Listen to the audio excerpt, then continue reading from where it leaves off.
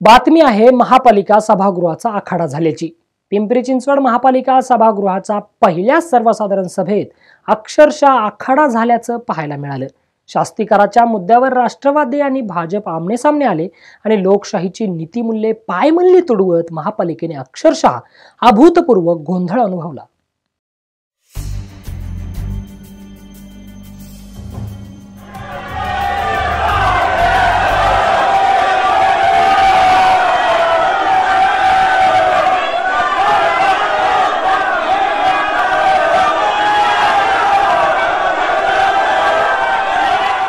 हा जो गोंधळ तुम्ही पाहत आहात तो कोणता आखाडा नसून हे आहे पिंपरी चिंचवड महानगरपालिकेचे सभागृह। निवडणुकीनंतर पहिल्या सर्वसाधारण सभेत सरसकट शास्तीकर माफ व्हावा यासाठी महापालिकेत अद्भुतपूर्व गोंधळ पाहायला मिळाला। पिंपरी चिंचवडमध्ये शास्तीकराचा मुद्दा नेहमीच आक्रमकतेने आणि राजकीय सोयीनुसार वापरला जातो। सत्तेत असताना शास्तीकराच्या प्रश्नावर उदासीन असणारे जुने सत्ताधारी आता विरोधात जाऊन शास्तीकर माफीसाठी तांडव करतात, तर शास्तीकर माफीचे गाजर दाखवत सत्तेत आलेले सत्ताधारी आपल्या आसुरी बहुमतावर या मुद्द्याला बगल देत आहेत। पिंपरी चिंचवड महानगरपालिकेच्या पहिल्याच सभेत राष्ट्रवादी काँग्रेसचे नगरसेवक सरसकट शास्तीकर माफीची मागणी करत असताना चांगलेच आक्रमक झाल्याचं पाहायला मिळालं। पण सत्ताधारी भाजपचे नगरसेवक सुद्धा विरोधकांचं आक्रमण थांबवण्यासाठी त्यांच्यापेक्षा अधिक आक्रमक झाले।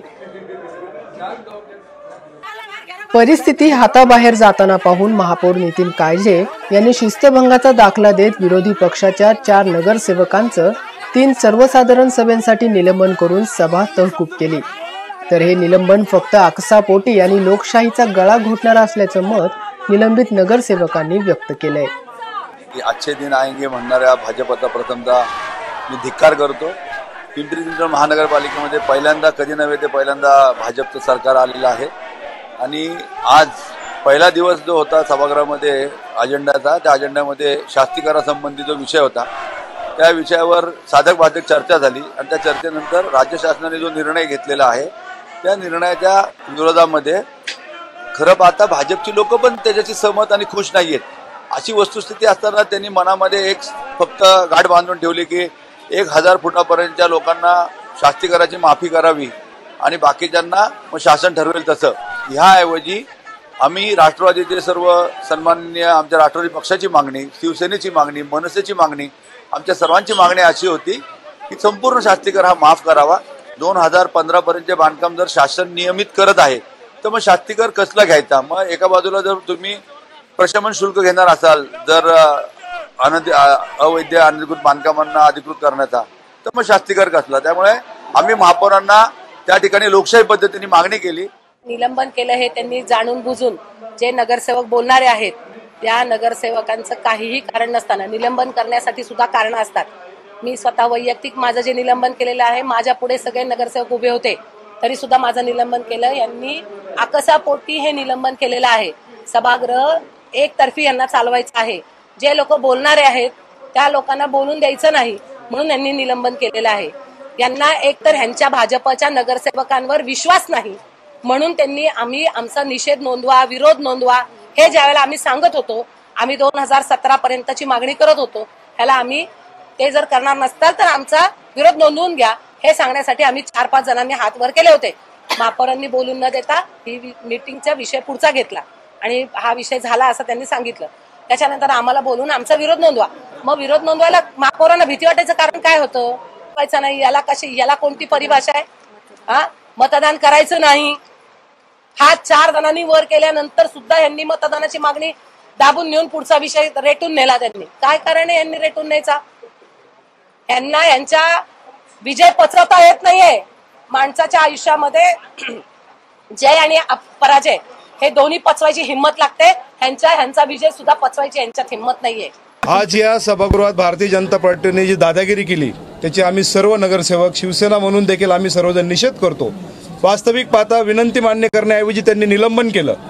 ही कुठेतरी या सभागृहात दादागिरी करण्याची पद्धत जी भारतीय जनता पार्टी आजमावत आहे तिथं आज आम्ही सर्व पक्षीय राष्ट्रवादी आहे, शिवसेना आहे, मनसे देखील आहे. आम्ही सर्व या गोष्टीचा निषेध करतो आणि हे निलंबन तात्काळ मागे घ्यावं. अशा पद्धतीने दादागिरी या सभागृहात चालणार नाही असं या ठिकाणी आम्ही, आणि 100% शास्तीकर माफ करावा अशी देखील आज आमच्या सर्वांची मागणी या ठिकाणी. त्यांना भीती वाटली की त्यांचे देखील नगरसेवक शास्तीकराच्या बरोबर विरोधात मतदान करतील, 100% शास्तीकर माफ करा म्हणून मतदान करतील, म्हणून या ठिकाणी आज त्यांनी मतदान नाही घेतलं. पण हे गोंधळ नाट्य सभा तहकुबीनंतर सुद्धा काही शमलं नाही. या नाट्याचा दुसरा अंक पाहायला मिळाला तो महापौरांच्या कक्षात. नगरसेवकांचं निलंबन केल्यानंतर राष्ट्रवादी काँग्रेससह सर्वच विरोधी पक्षांनी सभात्याग करून महापालिकेच्या पोर्चमध्ये महापौरांचा रस्ता अडवत जोरदार घोषणाबाजी केली. त्यामुळे महापौरांना सुरक्षेच्या वेढ्यात त्यांच्या कार्यालयापर्यंत न्यावं लागलं. पण कार्यालयात सुद्धा सत्ताधारी आणि विरोधक नगरसेवक भिडलेच. स्थायी समिती अध्यक्षांचा पारा जरा जास्तच पाहायला मिळाला.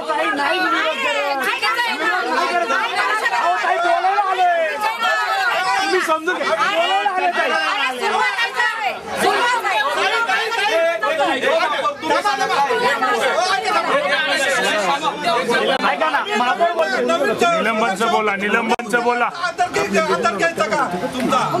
हो, निलंबन रद्द करा.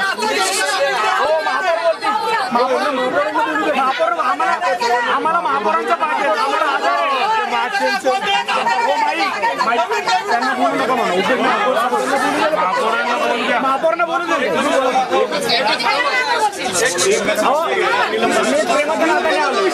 आम्ही जातो.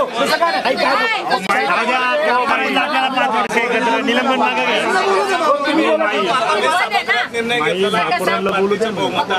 घेतला आमचा तो कायम राहिलेला आहे. आम्ही घेतलेला निर्णय सभागृहाने, त्याच्यात काय बदल होणार नाही. तो विषय सोडून दुसऱ्या विषयावर चर्चा करा.